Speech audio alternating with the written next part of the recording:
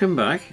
This time we're going to explore another working on Ecton Hill that was triggered really by an entry in Houston's Miner's Dictionary, and I'll read it to you. It says, but in the work, that was the work in Ecton Hill, it was admired by all miners that saw it, and what blast holes had been bored, most a yard or 4 foot long and 2 inches in diameter, so that in those days they used not such small holes as we do in these, nor did I ever hear of any of their blasting tools that were found in the work. So it was an intriguing entry. It was no shot holes had been sort of noted in any of the studies of the Ecton Hill mines, and Crewe Caving and Pothole Club and together with Pudhams decided that they would have a look at these shot holes that had been reported in Stone Quarry Mine that may be of the dimensions mentioned in Houston's dictionary. And so the film starts with us getting ready to go down the mine and have a look at what shot holes were down there. So I hope you'll find it interesting. It's not very long, but it's food for thought. Anyway, thanks for watching, and see you next time.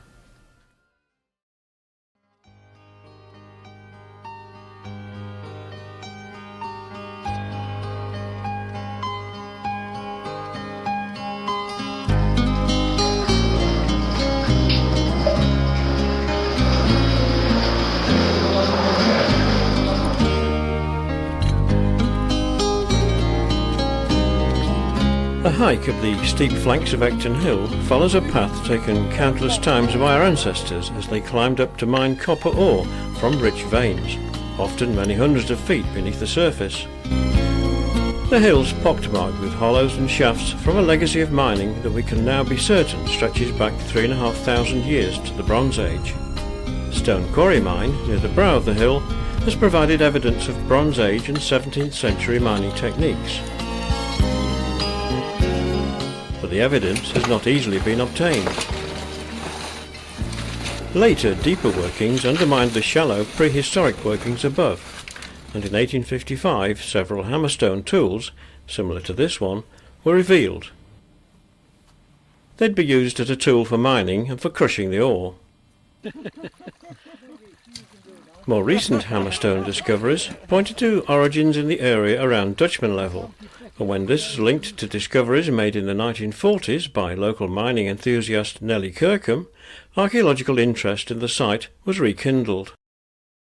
Nellie's discovery of hammerstones and bone tools was made at Quarry Mine, when the mine was connected to Dutchman Level below.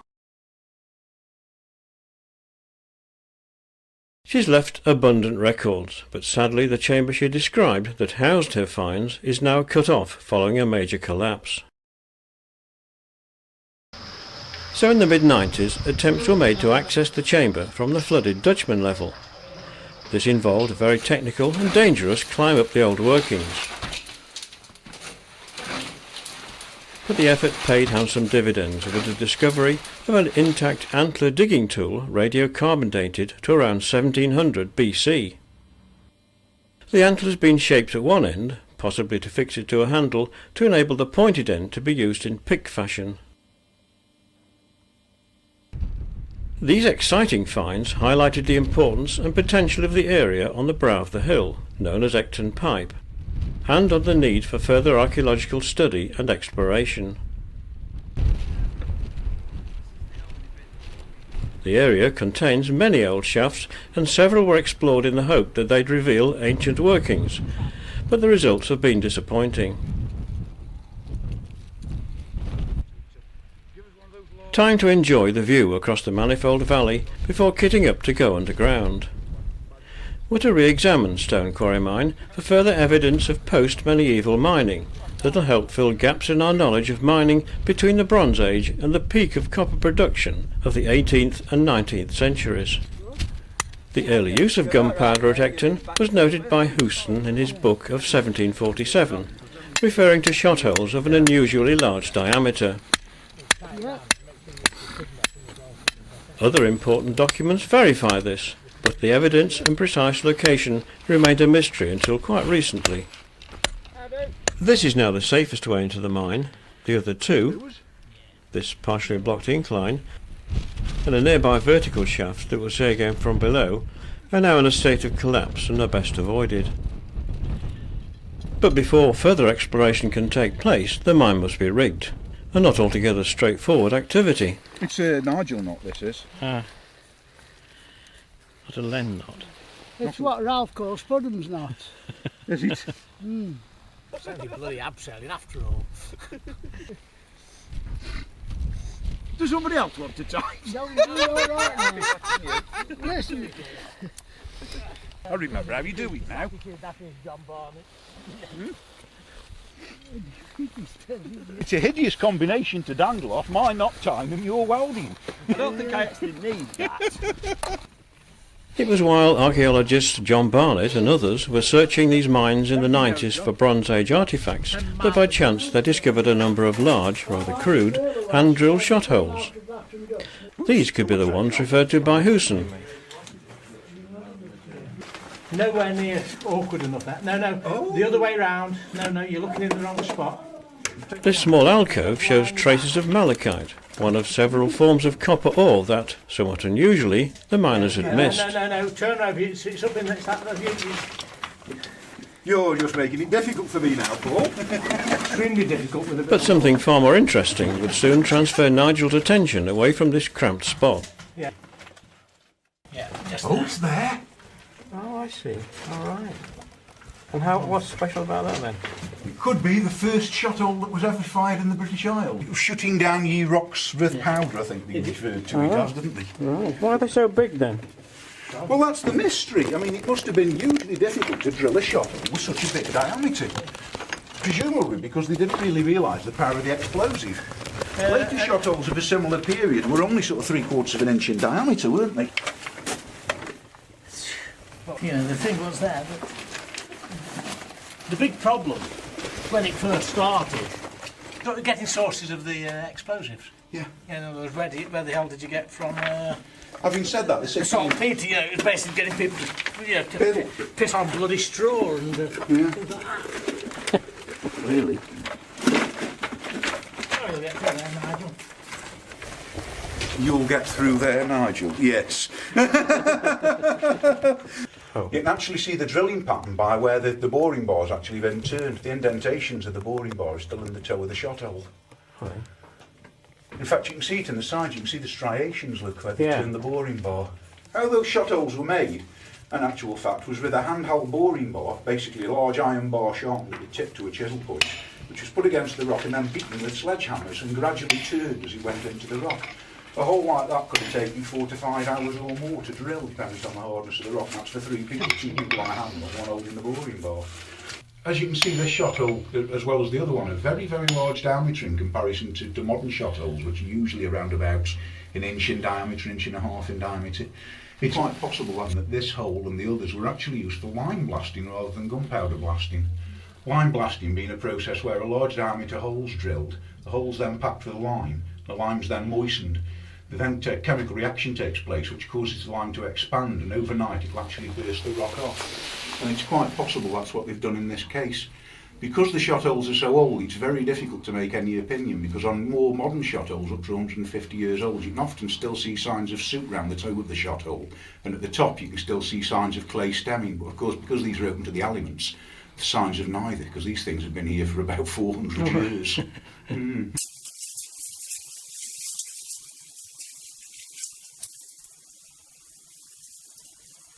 Completely out of earshot, aren't they? Where the devil have they gone?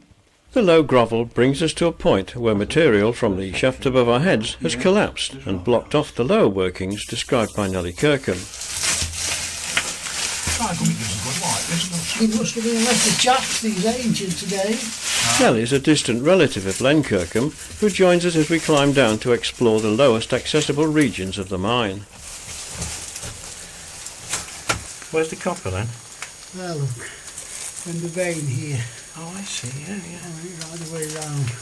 That's folded at quite a steep angle, isn't it? Isn't it? Is that And really... as it goes down, the back end of this anticline was beginning to get shallower. Oh, I see. It's easy to see how these thin beddings could have been prized apart with the point of an antler tool. There's some lovely hand picking in there as well, where you've pecked at the sides. You see just there, it's like that tiny little things, aren't Yeah. they? Quite a lot of copper in this stuff, and this peculiar brown stuff that's probably iron, Right. siderite or something. Was this? You said this was a stone mine, though, didn't you? Was this? No, it's a stone quarry mine. It's Oh, called. stone quarry mine. It's called that. Isn't it? Yeah, but it's a recent term, presumably, that Nellie Kirkham gave it because there's two big stone quarries at the top of it. More large shotholes will appear, but their location further undergrounds protected them from the elements, and you'll see that they're much clearer. The old shotholes that are thought to be very, very old. It's an unusual one in that it's curved, Oh. and it's got the most peculiar end on it. From the tooling. On the tool, the end of the tool, yes. Right. So it's difficult to see how that's been done with a normal chisel end. What's your theory as to why they're so big then, Len? Goodness knows. Right. You don't think it was dynamite Yeah. or gunpowder? Well, they're supposed to be gunpowder holes, and if they are, they're probably some of the earliest in Britain, if not the earliest. Yeah. And then at this end, we've got some that represent a slightly later stage.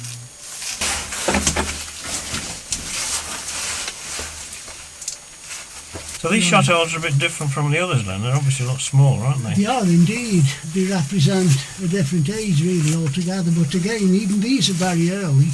They seem to be contemporary in size to the ones in Cromford Soft. Can you just point to one out to me, because they're so small I can't... There's a good one there, All right. barely much thicker than my finger. Oh yes, I see. Oh yeah. One here. So they're really quite small, really. Oh, They look yeah. identical to me to the ones in Cromford Soft. So how old do you reckon they are then? We better confirm this with John, but late 1600s, I think. For the time being at least, precise dating of the smaller holes has to remain largely speculative. But then this is part of the fascination of these old mines. Despite the continuing arguments as to the exact method of blasting, there's little doubt that the large shot holes are very old. We know from documentary evidence that a Dutchman, Jacob Mummer, was mining here at Acton between 1665 and 1668, the time of the Great Plague and Fire of London. It's more than likely then that he'd used the continental method of blasting that we know employed large diameter shot holes. This, together with the reference in Houson's mining book, points to a very early date. It's a peculiar place, Dave, isn't it? Peculiar, yeah. Well, yes. Interesting. It's worth having a look at, if only because it's only 30 feet deep. Oh yeah. Is Nigel coming up that? It's easier to get up than down, actually, now. Do you think so? Oh, it is, actually. Do you think, Dave? Yeah. A little bit tight down there, Dave. Yeah. Well, Okay, Nigel.